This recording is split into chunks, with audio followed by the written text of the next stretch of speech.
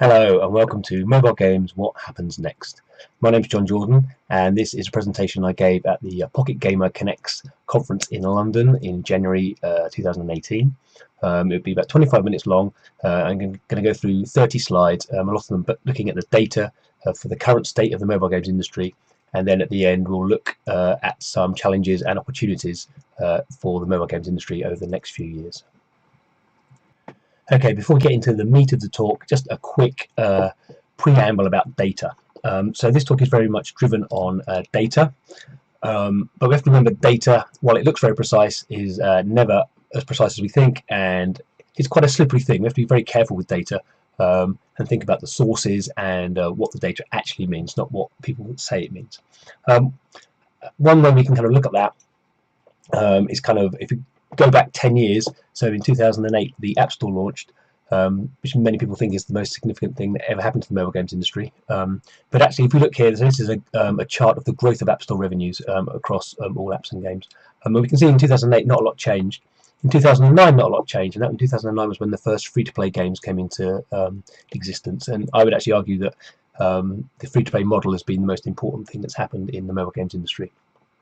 And we can see even up to 2012, there's growth in the market clearly, but if we kind of took the approach that many kind of market analysts take and kind of think about kind of a compound annualized growth rate, which is basically what happened yesterday will happen tomorrow, which is not a silly assumption, but it's an assumption that is not very useful over a very long period of time. So we can see if we'd taken that compound annualized growth rate kind of idea and we plotted what was going to happen over the next 10 years, we would get this kind of very smooth graph. Fine.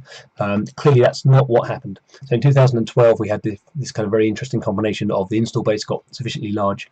I think consumers got kind of accepted free-to-play mechanics in terms of a gameplay and a monetization mechanic, and then you have a couple of very important games come out, so Clash of Clans and Puzzle and Dragons, and those two particular products that did done billions and billions of dollars of revenue since really changed the market. So we have this approach. So we have, instead of like a nice smooth compound growth rate, we have this kind of hockey stick approach. And I think this is the first thing that I really want to not overstress it, but when we think about data and markets growing, I think we have to focus a lot more on products. Products are what change market growth positively and equally sometimes negatively as well. So that's very much my focus. But before I get too much into the future, I'm going to go back quite a long way. 1897 was Paul Gauguin's post-impressionist masterpiece. Where do we come from, what are we, and where are we going? And that's really the structure of my talk. It's I think very important to understand where we come from and the current state in quite a lot of detail before we start getting too carried away with where we're going.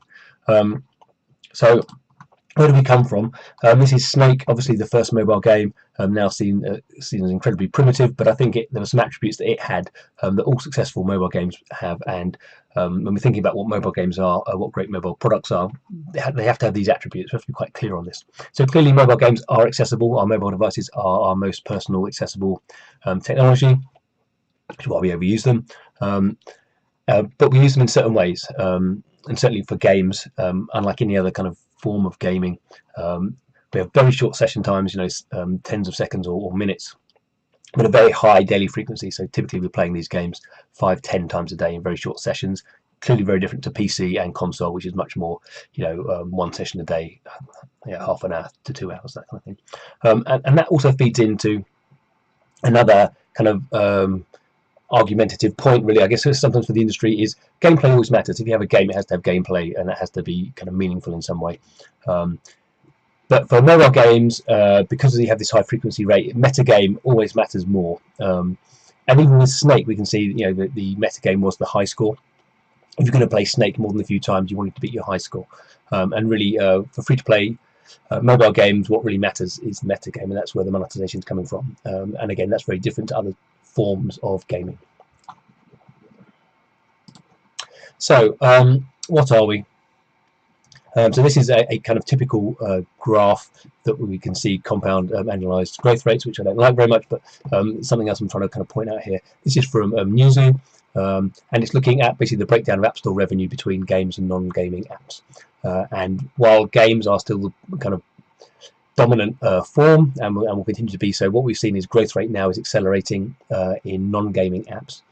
And so I think that's kind of a sea change. We've seen that very much in the Western markets, and we can see that really easily here. So this is from App Annie. This is just their top 5 top grossing matrix for kind of key countries, and we can see here the top grossing apps now in the majority of Western countries are not games. It is the likes of Tinder and Netflix. We can see on the right hand side it's the same graph. I've just taken those icons away, and we can really see how kind of gaming is has kind of fallen away as a dominant form. So in the US there's only one game, Candy Crush Saga, in the top 5 top grossing. However, in China, down here, South Korea, Japan, very different mechanic going on. Much more game focused still. See in China the top 5 top grossing apps in China are games. In Korea it's the top 3, and in Japan it's the top 4. So this is very much a different dynamic going on in these markets. And again, that's something I'll come back to. I often think we talk about a global games market, and actually the market is not quite as integrated as we perhaps thought it would have been a couple of years ago. Okay, another interesting trend to look at is usage. So this is from Flurry. This is their annual report of the usage of different type of app categories. We can see down here games were down 16% in 2017. Now, again, getting to the data, so game usage in this case means the number of game sessions. So not talking this graph doesn't talk about frequency. Time, overall time is actually down as well, but not quite so much. And we can see this is a trend because this is the graph from 2015, and again, games are here, down 15%. So year on year, we kind of have this idea that probably 2015 was a peak in some way for kind of game usage. So we'll kind of come onto that a little bit. And again, this is actually a global estimate from Flurry. But this is I think we very much see this in the Western market, which I now see as a kind of a mature market. Really, it's not even a maturing market, but the mobile games market in the West is I would say fairly mature now. So we've got the situation where usage seems to be going down, but revenues are still going up. How can we kind of square this circle? Well, we can look at King. So King, famous for Candy Crush Saga, and we can see here that we do actually have an interesting decoupling of audience and revenue.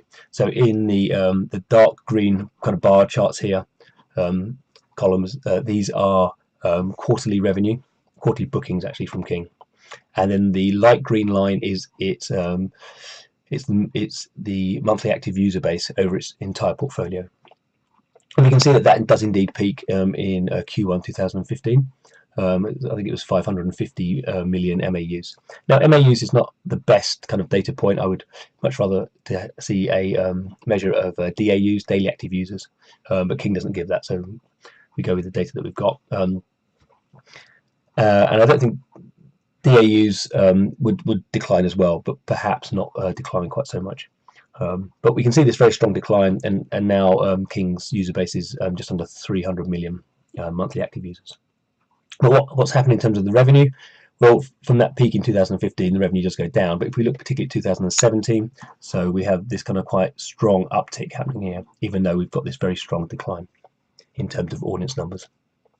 Why is that? Well, clearly what's happening is King is getting better at monetizing its most engaged players. So the people who are now playing, if we say, but we could effectively say like Candy Crush has lost half its one-time audience, but the people who are still playing and clearly really love the game, and obviously are more likely to be monetized. And King, as all games companies are, is getting better, more sophisticated at monetizing its existing base. So even though its base is dropping, it can make more money off them, and that's again another key trend we see really through all the Western mobile games companies.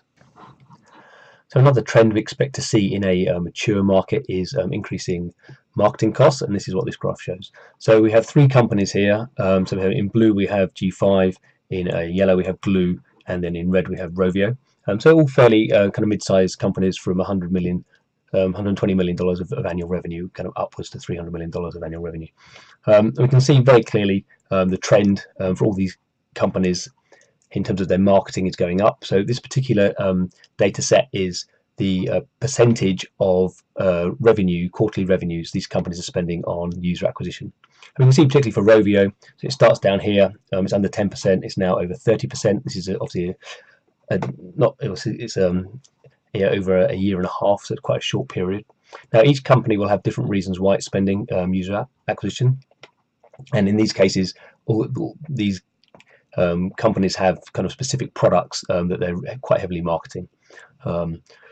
So that's fine, and in fact, they're spending this money not to be wasteful. Obviously, they're spending this money, and they're growing. Their revenues are growing, going up. So actually, in absolute figures, they're spending more. Really are spending more on user acquisition. The problem is profitability.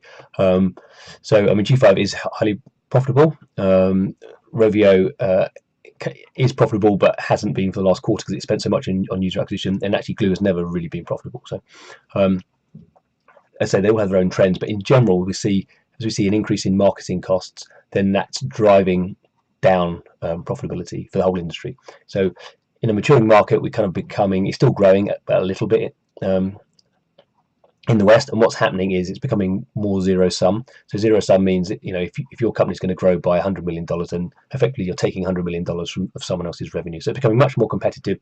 That's why people are spending more on user acquisition, and the kind of mobile games market has always been kind of a winner takes all type scenario, and just what we're seeing, the key trend is those winners are continuing to take more, and again that's another trend we'll see in terms of the products that are creating the industry and creating growth. Okay, continuing with the user acquisition part of the market, this is a very interesting graph to me. I think probably the most significant news story of 2017 was this. So this is the download charts, taking App Annie data. So this is the download charts, the US Google Play download chart. But the same thing happened on the App Store. And this is for MZ games. So in red here we have Game of War. So a game generating $1 billion of revenue a year, came out in 2013. Here in blue we have Mobile Strike, 2015 it came out, again generating $1 billion of revenue. And we can see at the start of the year their download position is high. This is because because MZ is spending was spending a lot of money marketing. So MZ is known for a particular type of game and heavily marketing that game, because it knows it can heavily monetize players who stick with that game. And then what we see is a new game comes out. So this is MZ Final Fantasy 15, a co-publishing deal, at least with Square Enix. And what happens is, before that is clearly the marketing is switched off for these two old legacy games, now legacy games, and they just fall out the download charts. That's maybe not a surprise because that marketing money was keeping them in the download charts. What's really more surprising really is the same thing kind of happened in the top grossing charts. So they fell out of the top grossing charts, not quite as fast as this, because there is obviously residual kind of revenues happening there with players who've been playing those games for years. It's not all about bringing new players into the game, but it fell off surprisingly fast, and that kind of goes to suggest at least that even though MZ was a very successful company, estimates saying it had like 15% of the US mobile phone market, mobile game market. Clearly, it wasn't as profitable as perhaps we thought, because it was spending so much of its revenues to market its games, and that's one of the reasons where I think it's chosen to spend less money on a new game, because that's more efficient to do. That's actually more profitable. So even though its revenues have decreased probably quite dramatically, its profits have gone up quite dramatically as well. So just another kind of example of a maturing market and how things can happen really quite quickly in terms of making business decisions in a market where you don't have vast amounts of growth anymore. Okay, so this is a slide from App Annie, and it's a slide which I think kind of sums up a bit of the problem that these market intelligence companies have, because they always, up to this point, have always had this idea that the mobile games market is booming, which in the West it isn't anymore. It's growing, but it's not booming. So I have an issue with this headline: the monetization potential for gaming is still climbing. Now, I think personally the monetization potential for mobile gaming is enormous. It's a $50 billion global industry now. That's probably not going to increase, I don't think, that much, at least in terms of growth that certainly newcomers can get hold of. So monetization potential, I don't think is really the issue for mobile gaming. That's there already. And this kind of graph doesn't, to me, is more confusing than helpful. One thing here we can see here, when that slide thing goes away, but we're seeing these growth rates here. So Japan was up 60%, US up 60%, China obviously very much its own market up 250%. But this is not annual growth rate. This is over a 2-year period. And that's kind of confusing. That's a sleight of hand, I think. It's much more interesting to see year-on-year growth rates. And what we could do, if we were feeling playing a bit of devil's advocate, is we could come up with this graph. Is the monetization potential for gaming still climbing? I mean, I think in certain markets it is, and obviously monetization potential is a quite loose term. But what I've done here is I've looked at the rate of growth in these markets in the different years, and we can see in 2017 in Japan the market grew, but the rate of growth was dropping, and this is the same in the US and China as well. So growth is still in the market, in individual markets and the overall market, but the rate of growth is for last year at least was dropping. And again, we'll come back to see that really that's a lot to do with products, I think, in particular markets. Okay, so this is from Superdata. So this is partly so I have one slide from each of the market intelligence companies, so I can't be accused of favoritism. I kind of think they all have their own problems. This graph was Superdata's estimate of the mobile games market in 2016. They've done something odd here. They've got Australia in Asia, and the numbers seem a little bit off. But what we're really seeing is interesting here is Asia is just massive. So this in 2016, Asia is, by far and away the predominant kind of geographic area for mobile games, and that should be no surprise. In this, there's that famous map where they put a circle basically around here, and half the world's population lives in this kind of green area. So purely, we kind of have excuse me, the size of the Asian mobile games market is purely really a function of the size of the population there. We shouldn't get too carried away with finding any other reasons for that. And we can see again, as I've kind of mentioned before, I don't really see the global games market as being a very useful idea. What we have really is 4, possibly 5 markets. So we have North America and Western Europe as one kind of integrated market. We have China, and you could kind of say Southeast Asia, which is very influenced by China, so you could kind of call that kind of one market, but certainly China. And then you have South Korea and Japan, and those are all quite distinct large markets. And we can see that something interesting here. So this is Sensor Tower and App Annie. This is their estimates of the top grossing games for 2017, top grossing mobile games. So they don't quite agree, as we can see here, and they certainly don't agree on position. So there's, for each of the top 10, each of them have 2 games that the other one doesn't. But they kind of agree on numbers 1 and 2. They just kind of transpose the position. But what I really care about here is if we look at kind of where these games have been successful. So in both cases, half the games we can say have been successful globally. In the case of one of them, they're in a Lineage 2 Revolution, has not been released in China, but apart from that, it's been fairly successful globally. But if we look at the top 3 up here, which are the same in both cases, and we have number 1 there, we have Monster Strike, and number 2 we have Honor of Kings, which is called Arena of Valor in the West, and then here we have Fate Grand Order, and these are just successful in their local market. So these are the top grossing 3 top grossing mobile games 2017, and they've generated the vast majority of their revenue from one local market. And it's not that Mixi hasn't tried to market Monster Strike to be successful in other territories. Did a deal with Tencent to get it into China, spent a lot of money pushing it in North America, and it just didn't appeal to those audiences in the same way. We're seeing a similar thing here with Honor of Kings, which is absolutely massive in China. Tencent's now pushing that heavily. It's just launched it in the West, and it's not really got any traction, and certainly nothing like the same level of traction. And this is because I think particularly these Asian markets have very distinct appetites and types of games that they like, which are phenomenally successful in their own market and pretty much impossible to make successful globally. What is interesting is of the games that have been successful globally, the majority of them have been developed by Western companies.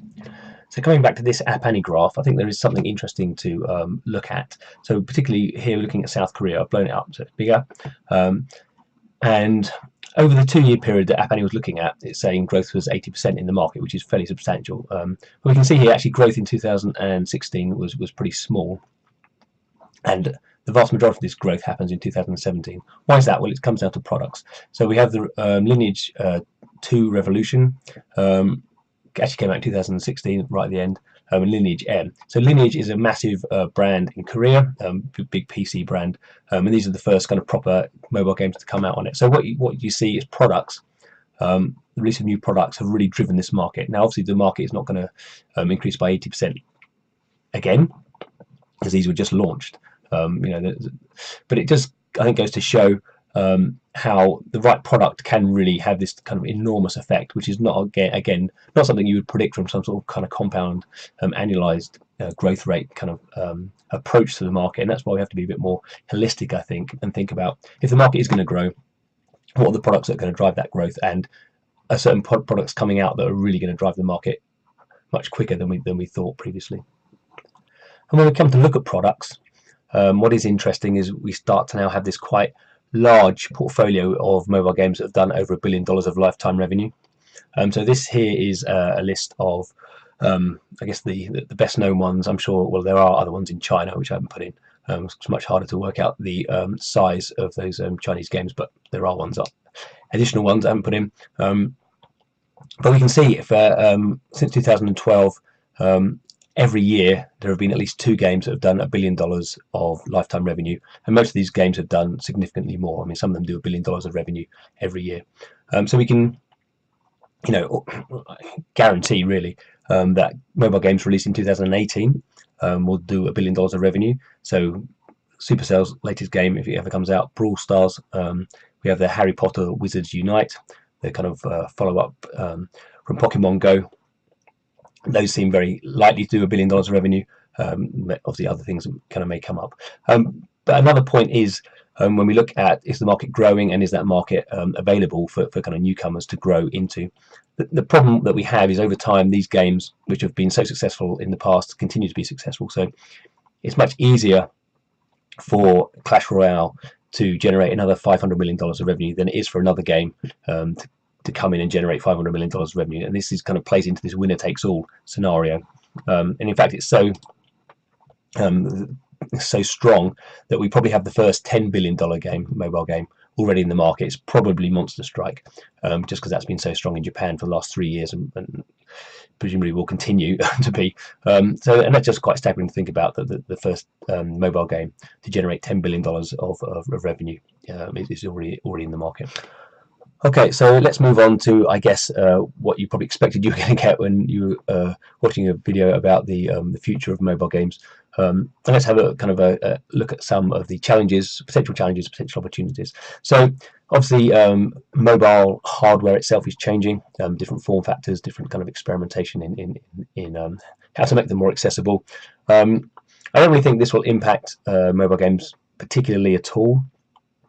I think the form factor generally will stay the same. It's kind of hard to see, really, do people want foldable screens, and do you make different games with foldable screens? And obviously you could do, but I guess we've kind of seen this a little bit with wearables. There's a lot of hype around wearables and how that was going to change the mobile games market, and obviously wearables have been kind of successful in terms of the Apple Watch, but there's been no impact at all in terms of games.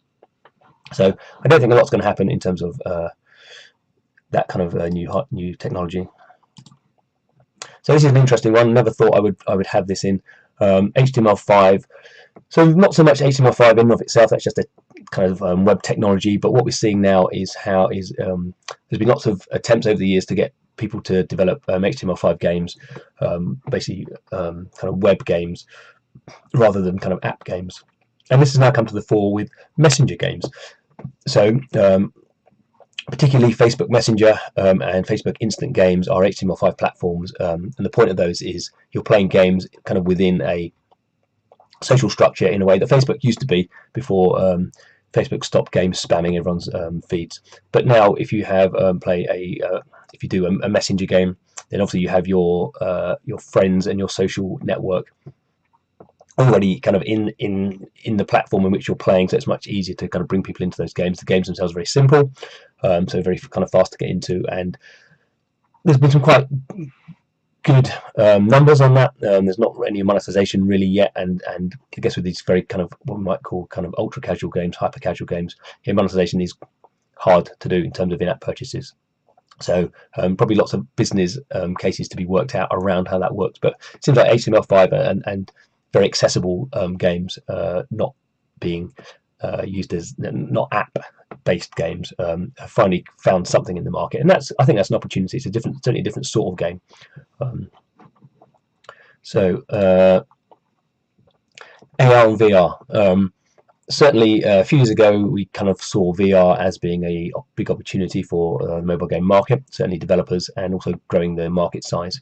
Clearly, that hasn't happened. VR is going to be much slower than people thought, and it's not going to be mobile based. So this kind of whole idea of you putting your mobile phone into a headset, like the Google Daydream stuff or the Gear VR, that's going to fall away. That's not really gained any traction, even though it's the cheapest way to get VR. When VR is going to happen, is going to have to be the kind of high quality headsets. They're not going to be tethered. There's pricing issues, but that's going to be a few years down the line. And the same thing for AR. So AR again has been interesting. That it's kind of come to high-end iPhones, coming to kind of high-end Android stuff as Google releases AR Core, but it's not really been any kind of great use kind of games coming out for it. There's been kind of games that done well or okay, I suppose. They all tend to be paid games, not free to play. So there's a very different model. It's not taken the world by storm really in the way that some people thought it would.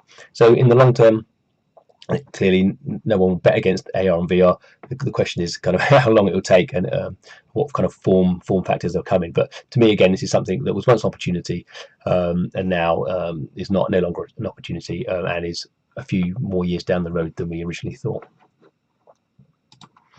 So Nintendo Switch, interesting. I think this is definitely a challenge for the industry. If Nintendo sell 100 million Switches like they now expect, that's clearly changing the dynamic of the games market.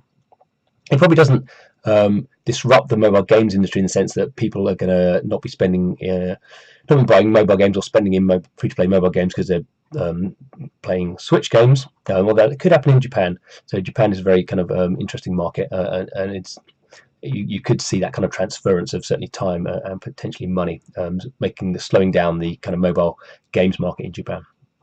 But I think there's a much more, interesting thing around mindshare. So certainly developers the smaller indies have moved from mobile, moved into PC, and then moved into VR, and now they're all going into Switch. So it's definitely some of those interesting indie projects may no longer be coming to mobile.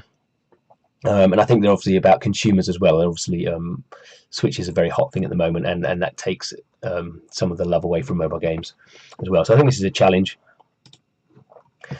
I think there is a kind of a wider societal challenge as well. So this book, this is book Irresistible by Adam Altler. Interesting to read, probably a little bit over the top, but there is, I guess, all of us have strong concerns in some way about use of technology. So particularly like social networks and kind of mental health and that kind of stuff for teenagers. But I think in general, even adults are not looking to increase their screen time, not looking to spend more time on their phone. So there is this kind of pull away from technology, I think, in general, and certainly kind of very accessible technology like mobile devices. Will that have a big effect on mobile games and the finances there? Probably not, but I think it's something that over time could be a pretty significant impact. And in a kind of similar way, but slightly more specific, is this kind of idea of loot boxes. Obviously very big in premium console games at the moment. People who spend $60 don't want to have content hidden away from them that they have to buy or grind, really. In mobile, it's different because the games are free to play. So there's much less, I think, audience hostility to them because it's a different kind of proposition. But obviously the issue would become if governments get involved and regulations come in. Again, I don't think that affects mobile games very much. I think this is a bit of a red herring, but certainly there'll be a lot of interest around it still in the console world.